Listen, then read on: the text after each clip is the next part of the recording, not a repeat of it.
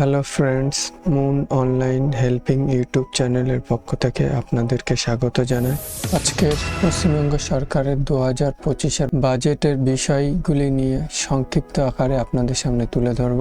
এই বাজেটে রাজ্য সরকারি কর্মীদের একটি সুখবর আছে যে রাজ্য সরকারি কর্মীদের ডিএ বৃদ্ধি পেয়েছে 4%, এখন ডিএ হলো 18%। এই ডিএ কার্যকারী হবে, অর্থাৎ এই বর্ধিত ডিএ কার্যকারী হবে এপ্রিল মাসে। এছাড়াও আরও একটি নিউজ আমি দিতে চাই, আশা ও অঙ্গনওয়াড়ি কর্মীদের প্রত্যেকের ফোন দেবে রাজ্য সরকার কাজের সুবিধার্থের জন্য। এই খাতে 200 কোটি টাকা বরাদ্দ করেছেন এবং বাড়ি প্রকল্পে বা আবাস প্রকল্পের জন্য সরকার 9,600 কোটি টাকা বরাদ্দ করেছেন। 28 লক্ষ ঘর দেবেন সরকার, 12 লক্ষ এর আগে স্যাংশন করা হয়েছে এবং 16 লক্ষ পরে করেছেন। টোটাল 28 লক্ষ ঘর দেবেন সরকার। সরকার গ্রামীণ পরিকাঠামো উন্নয়নের উপরে জোর দিয়েছেন। গ্রামীণ রাস্তার জন্য বরাদ্দ করেছেন 1500 কোটি টাকা।